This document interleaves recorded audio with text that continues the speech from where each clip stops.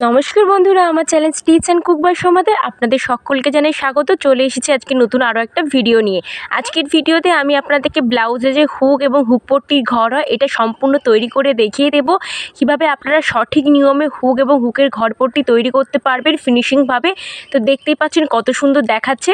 তো যারা এখনও আমার চ্যানেলটিকে সাবস্ক্রাইব করেনি, প্লিজ ঝটপট করে চ্যানেলটি সাবস্ক্রাইব করে দিন, আর অবশ্যই ভিডিওতে একটি লাইক দিতে একদমই ভুলবেন না। তো চলুন আজকের ভিডিওটা শুরু করা যাক। তো প্রথমেই দেখুন এখানে পুরো ব্লাউজটা তৈরি করে রেখেছিলাম। এবার এখানে আমি পট্টি কেটে নিয়েছি।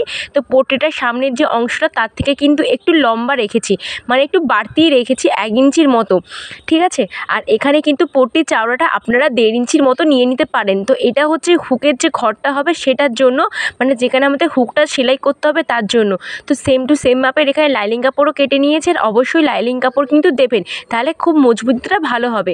তো এখানে দেখুন পুরো ব্লাউজটা কিন্তু সোজা দিকে আছে, সোজা দিকে রেখে এখানে কিন্তু আমি পুরো 2 সুত করে গ্যাপিং দিয়ে সেলাই করে নিয়েছি লাইলিং কাপড় এবং মেন কাপড়। তারপরে দেখুন এখানে আমাদের একটা চাপ সেলাই দিতে হবে। তো এখানে এই লাইলিং কাপড়ের যে ওপর দিকে চাপ সেলাইটা দিতে হবে, যে এক্ষুনি পট্টিটা আমরা সেলাই করেছি ঠিক তার ওপর থেকে। এটা কিন্তু ব্লাউজের ওপরে কেউ দেবেন না। তো এখানে দেখুন আমি যে পট্টিটা এক্ষুনি সেলাই করেছি সেই পট্টির ওপর থেকে পুরো একটা চাপ সেলাই করে নিয়েছি। এবার এই কাপড়টাকে পুরো উল্টে নেব। আর এখানে কিন্তু আমি পট্টিটা একটু ছোট করে নিচ্ছি, এতটা আমাদের লাগবে না। এটা কিন্তু আমাদের 1 ইঞ্চির মতো হলেই হয়ে যাবে। তো এটা হচ্ছে যেটা হচ্ছে হুক লাগাবো সেই ঘরটা। তো এখানে দেখুন কেটে নেবার পর এরকমভাবে এক ফোল্ড করলাম, তারপর আর একটা ফোল্ড করে পুরো কাপড়টাকে এভাবে মুড়িয়ে এর ওপর থেকে আমাদের সেলাই করে নিতে হবে। তো যারা এখনও আমার চ্যানেলটিকে সাবস্ক্রাইব করেননি, প্লিজ ঝটপট করে চ্যানেলটি সাবস্ক্রাইব করে নিন নতুন নতুন ভিডিও দেখার জন্য। আর অবশ্যই কিন্তু কমেন্ট করে জানাবেন আপনারা কোন টপিকের ওপর ভিডিও দেখতে চাইছেন। আমি কিন্তু সেই টপিকের ওপর আপনাদেরকে ভিডিও বানিয়ে দেখিয়ে দেবো। তো দেখুন এখানে কিন্তু ধার বরাবর পুরো সেলাই করে নিচ্ছি।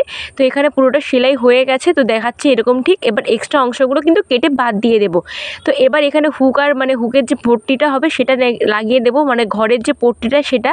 তো তার জন্য কাপড়টা পুরো উল্টে নিয়েছি। উল্টে নেবার পর এটাও সেমভাবে মেন কাপড় লাইলিং কাপড় একসঙ্গে রেখে 2 সুত করে গ্যাপিং দিয়ে সেলাই করতে হবে। আর এই কাপড়টা চওড়াটা একটু বেশি নিতে হবে, আপনারা কিন্তু 2.5 ইঞ্চিও চওড়া নিতে পারেন, কারণ এটাকে একটু এখানে যেহেতু আমাদের হুকের ঘরটা হবে তার জন্য। তো এখানে দেখুন আমি 2 সুত করে গ্যাপিং দিয়ে মেন কাপড় এবং লাইলিং কাপড়ের সঙ্গে পট্টিটা সেলাই করে নিয়েছি, দেখতেই পাচ্ছেন। এবার এর উপর থেকে আবার একটা চাপ সেলাই দিয়ে দেবো। তো এখানে চাপ সেলাই হয়ে যাওয়ার পর উল্টে নেব পুরো কাপড়টা। এবার দেখুন এরকম সামনে কিছুটা অংশ মুড়িয়ে নেব, মুড়িয়ে যেই সেলাইটা এক্ষুনি করেছি ঠিক তার ওপরে আমাদেরকে চাপিয়ে দিতে হবে, বুঝতে পেরেছেন? তো এর আগে আমি কি করেছিলাম, পুরো কাপড়টা আমি মুড়িয়ে নিয়েছিলাম এইভাবে, দেখুন এরকমভাবে পুরো মুড়িয়ে নিয়েছিলাম। এরকমভাবে কিন্তু করব না, সেটা হচ্ছে হুকের জন্য, আর এটা হচ্ছে হুকের যে ঘর হবে তার জন্য। এরকম একবার প্রথমে মোড়াবো, তারপরে যে সেলাইটা করেছি ঠিক তার ওপরে আমাদেরকে রেখে সেলাইটা করে নিতে হবে, এটা কিন্তু খেয়াল রাখবেন।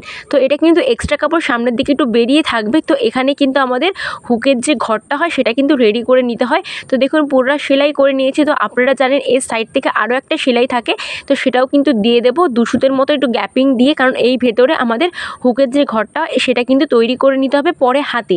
তো এখানে দেখুন আমি পুরো সেলাইটা করে নিয়েছি। সেলাইটা করে নেওয়ার পর এক্সট্রা যে কাপড়গুলো আছে এগুলো কিন্তু দুটো পাড় আমি একে অপরের সঙ্গে রেখে সমান করে কেটে পুরো বাদ দিয়ে দেবো।